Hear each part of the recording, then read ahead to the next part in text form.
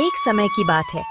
सुंदरपुर गांव में मोहन नाम का एक गरीब किसान अपनी पत्नी मीना और बेटी राधा के साथ रहता था। वो खेती बाड़ी करके अपने घर का गुजारा किया करता था।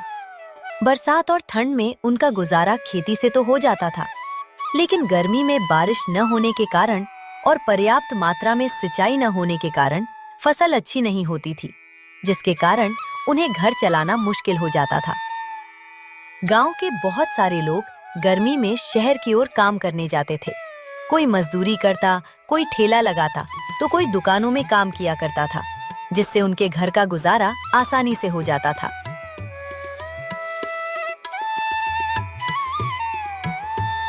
मोहन बेटा, कैसे हो? सब खैरियत?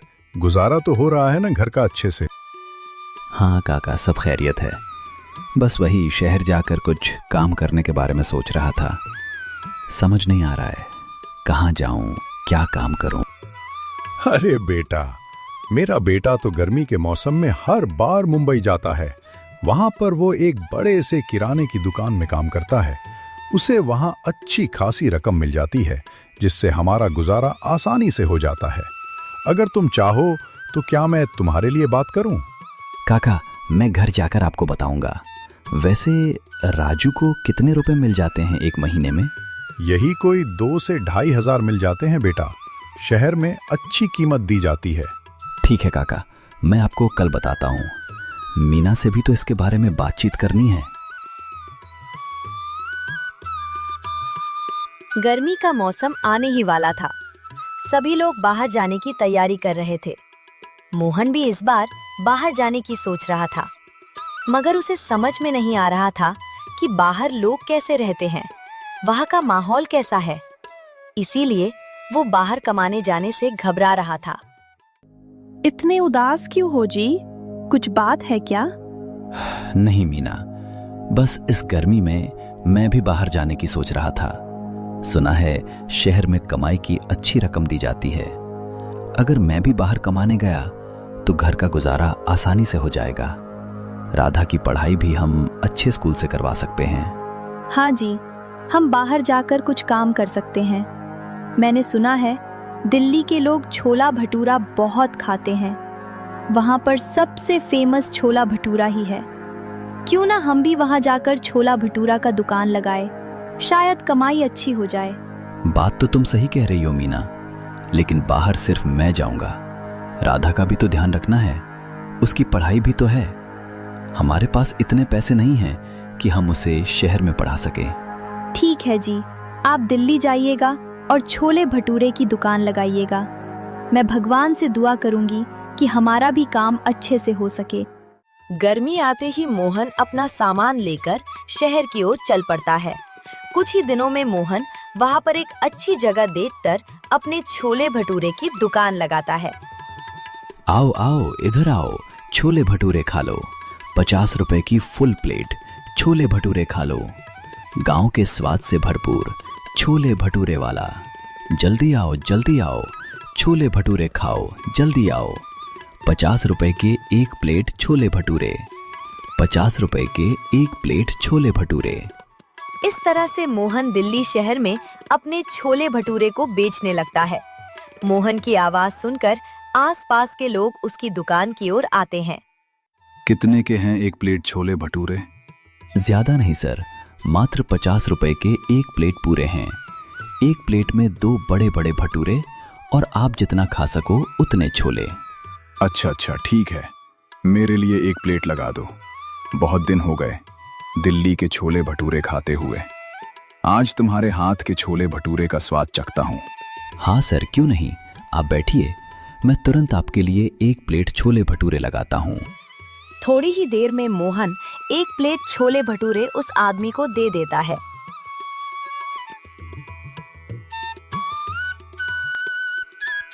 वाह, आय हाय हाय हाय, क्या स्वाद है, मजा आ गया।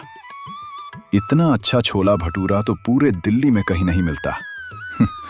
तुम्हारे हाथ में तो जादू है। 5 प्लेट पैक कर दो। आज मैं इस छोले भटूरे को अपने घर वालों को भी खिलाऊंगा। सब बहुत खुश हो जाएंगे।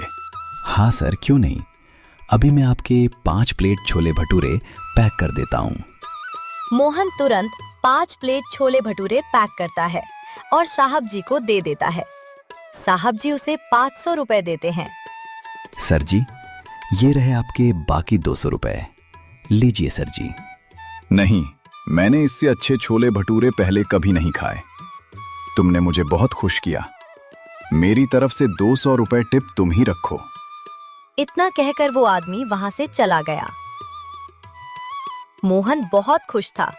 आज उसके पहले कस्टमर से ही बहुत अच्छा मुनाफा हो गया था और छोले भटूरे की तारीफ भी हो गई थी। थोड़ी ही देर में उसकी दुकान पर काफी भीड़ लगने लगी। मोहन सभी को छोले भटूरे देने लगा। सभी लोग उसके छोले भटूरे का बहुत तारीफ कर रहे थे। वो अंदर ही अंदर बहुत खुश था। शाम होने को आ गई थी। उसने अपना दुकान बंद किया और वहां से चला गया। वो रोज सुबह 8 बजे से शाम के 5 बजे तक दुकान लगाता और फिर दुकान बंद करके घर लौट जाता। 1 प्लेट छोले भटूरे देना, बहुत भूखा हूँ। मैंने तुम्हारे दुकान के बारे में बहुत सुना है। सुना है तुम छोले भटूरे में गांव वाला स्वाद दे देते हो। ठीक है, लगाओ। फिर आज मैं भी देखूं कैसे हैं तुम्हारे छोले भटूरे। हाँ सर, क्यों नहीं, अभी लगा देता हूँ। आप थोड़ी देर बैठ जाइए।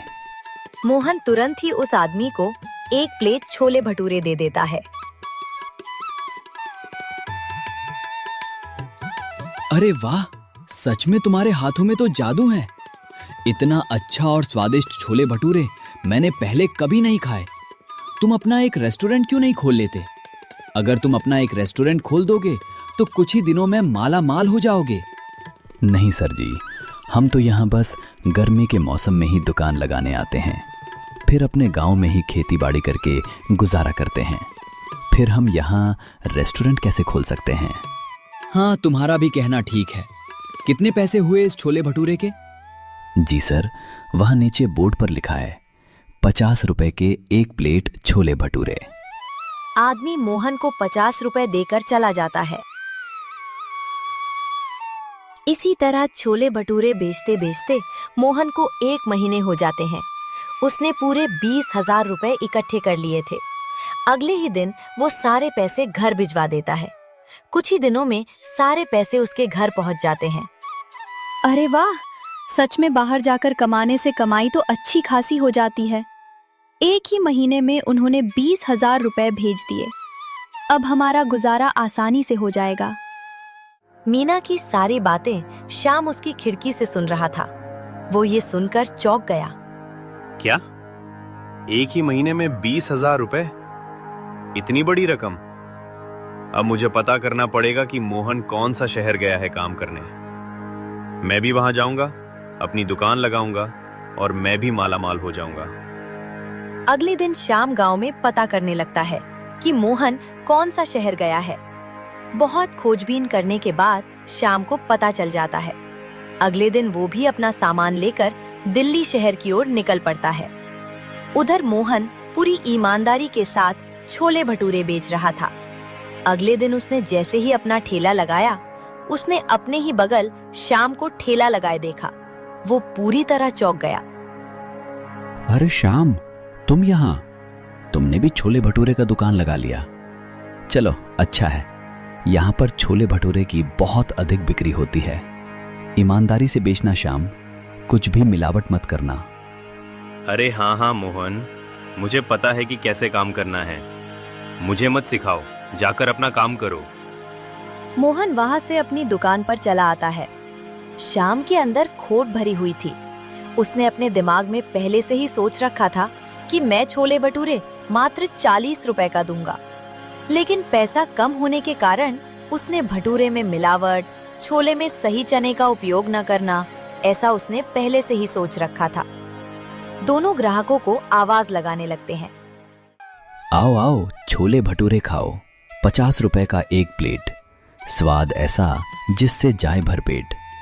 50 रुपए का 1 प्लेट, 50 रुपए का 1 प्लेट। आओ आओ, मेरे यहाँ भी आओ। मात्र 40 रुपए में 1 प्लेट छोले भटूरे खाओ। आओ आओ, जल्दी आओ। श्याम के दुकान की सस्ती प्लेट देखकर सभी लोग उसके दुकान में जाते हैं। और भाई, मात्र 40 रुपए के एक प्लेट छोले भटूरे, इतना सस्ता कैसे दे रहे हो? ठीक है, चलो एक प्लेट लगा दो। ठीक है सर जी, अभी लगाता हूँ। श्याम तुरंत सभी को एक एक करके छोले भटूरे के प्लेट लगाता है। सभी छोले भटूरे खाना शुरू करते हैं, लेकिन खराब क्वालिटी के सामान इस्तेमाल करने पर छोले भटूरे का स्वाद पूरी तरह खराब हो गया था। सभी अपना खाना फेंक देते हैं। छी छी, इतना गंदा स्वाद! आज तक मैंने इतना खराब खाना कहीं नहीं खाया। जरूर तुमने इस खाने में मिलावट की है। अभी मैं पुलिस को बुलाती हूँ, तब तुम्हें पता चलेगा खराब खाना खिलाने का क्या परिणाम होता है। श्याम बुरी तरह डर जाता है। उसे उसकी गलती का एहसास हो जाता है। मुझे माफ कर दो। मैं पैसे की लालच में अंधा हो गया था, इसलिए मैं मिलावटी छोले भटूरे बेच रहा था। मुझे माफ कर दो और कृपया करके पुलिस को मत बुलाओ। मैं अब कभी भी यहाँ दुकान नहीं लगाऊंगा और ऐसा गलत खाना नहीं बेचूंगा। ठीक है, जाओ, हमने तुम्हें माफ किया। लेकिन अब से ऐसा काम मत करना जिससे दूसरों को हानि पहुंचे। इतना कहकर सभी लोग श्याम की दुकान से चले जाते हैं। तभी श्याम मोहन की दुकान पर आता है। मुझे माफ कर दो मोहन, मैं धन की लालच में आकर अपना आपा खो बैठा था। अब से मैं सभी काम अच्छे और ईमानदारी से करूंगा और मेहनत से 2 वक्त की रोटी कमाऊंगा। हाँ श्याम, क्यों नहीं। मेहनत की कमाई से घर हमेशा भरा रहता है और भगवान भी तो सब कुछ देखते हैं। इसीलिए हमें सभी काम ईमानदारी से करना चाहिए। उस दिन से दोनों एकदम ईमानदारी से छोले भटूरे बेचते हैं और हर एक गर्मी में साथ आते, मेहनत से पैसे कमाते, फिर दोनों साथ घर भी चले आते। अब दोनों का गुजारा और भी आसानी से चलने लगा।